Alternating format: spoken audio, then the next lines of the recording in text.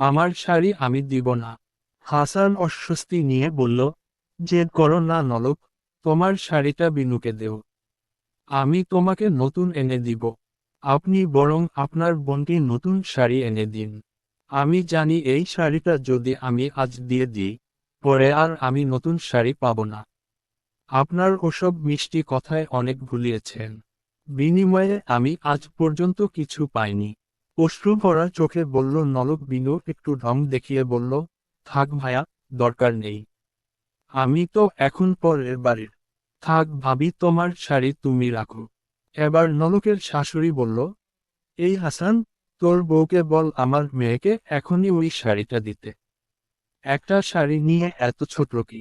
হাসান এবার রাগী কণ্ঠে নলককে বলল, নলক বেয়াদবি না করে শাড়িটা বিনুকে দেও। আমি কথা দিচ্ছি তোমাকে আরেকটি শাড়ি এনে দিব। আরে রাখেন আপনার কথা। আমার বিয়ের গহনাগুলোই তো এখনো আপনার বোনের থেকে উদ্ধার করে দিতে পারেননি। হ্যাঁ শুনেন বিনু আপা, কালকের মধ্যে আমার সব গহনা ফেরত দিবেন। পুরো 3 ভরি ছিল। আমি যদি আমার গহনা কাগজের মধ্যে না পাই তাহলে আমি নিজ দায়িত্বে কাল ছেলে পক্ষের সামনে বিচার দিব যে আপনি আমার গহনা চুরি করেছেন। বলি সবার মুখে জামা ঘষে নলক নিজের শাড়িটা নিয়ে চলে গেল। নলকের কথায় সবাই অবাক হয়ে চেয়ে রইল। কারণ যেই মেয়ে 7টা বছর কারোর সামনে মাথাটা উঁচু করেও তাকায়নি, সেই মেয়ে নাকি আজ তাদের সাথে তর্ক করল। ফরিদা বানু তো চিন্তায় রীতিমতো ঘামতে শুরু করল। তবে কি এখন বাড়ির কর্তৃ ববলের সময় চলে এসেছে? একা একা বিড়বিড় করতে করতে সে নিজের ঘরে চলে গেল। এদিকে বিনু হাত কচলাতে লাগলো। গহনা তো সব বিক্রি করে বাসার ছাদ দিয়েছে সে।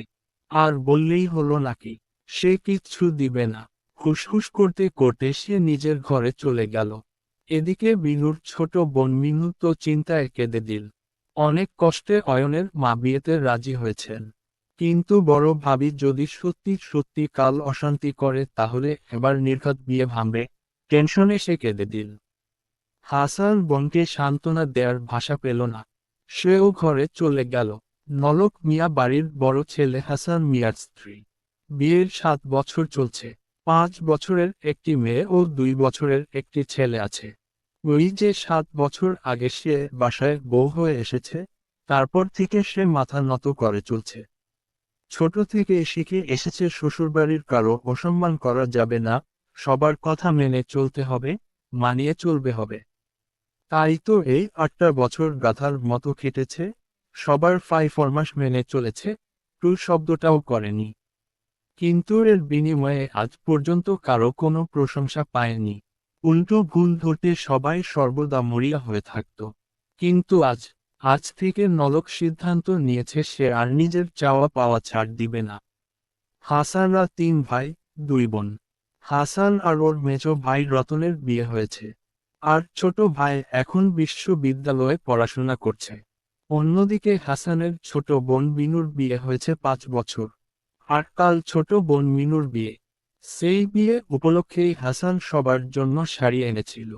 যদিও নলকের শাড়ির দাম বিনুর শাড়ির চেয়ে কম, তবুও বিনুর নজর পড়ে নলকের শাড়ির উপর।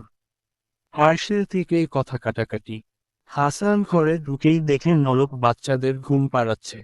সে বিরক্তি নিয়ে বলল, সামান্য শাড়ির জন্য এত কাহিনী না করলেও পারতে। যাও চুপচাপ বিনুকে শাড়িটা দিয়ে দেও। বললাম তো দিব না। আর তোমার বোনকে বলেছ তো আমার গহনা ফিরিয়ে দিতে। গহনার আলাপ কোথা থেকে আসছে নলক? বিনু কি বাহিরের কেউ? ও কাছে থাকা আর তোমার কাছে থাকা তো একই ব্যাপার। উদ্ধৃতি চিহ্ন। একই ব্যাপার না। আমার গহনা আমি ফেরত চাই। বলেই নলক শুয়ে পড়ল। এদিকে নলকের এরূপ পরিবর্তনে অবাক হলো হাসান। সকাল 6টা বাজে। এ সময় প্রতিদিন নলক ফরিদা বানুকে চা দিয়ে যায়। কিন্তু আজ নলক এখনো চা আনছে না দেখে অবাক হলেন ফরিদা। হন্তদন্ত হয়ে বেরিয়ে দেখলেন হাসানের ঘরের দরজা লাগানো। লাজ লজ্জা সব ভুলে রাগের মাথায় যে হাসানের ঘরের দরজা চাপড়াতে লাগলেন, চেঁচিয়ে বলতে লাগলেন, কি রে নবাবজাদি, এখনো ঘুম শেষ হয় না তোর? আজকে কি না খাইয়ে রাখবি আমাদের? বের হ এখনই ঘর থেকে। বিয়ের 7 বছর পরেও তোর জ্বালা কমে না। এতক্ষণ ঘরে শুয়ে থাকা লাগবে তোর? খিদায় আমি মরতেছি। মায়ের চেঁচামেচিতে ঘুম ভেঙে গেল হাসানের। মায়ের সব কথা শুনল সে। অবাক হচ্ছে মা কি করে বাড়ি ভর্তি লোকের সামনে এত বিশ্রী কথা বলছেন। তাই তাড়াতাড়ি নকলকে ডাকতে গেলে নকল পাশ ফিরে বলে উঠল, খবরদার আমাকে এখন বিরক্ত করবেন না। বাড়িতে আরেকজন বউ আছে এখন, তাই সব দায়িত্ব আমি একা নিব কেন?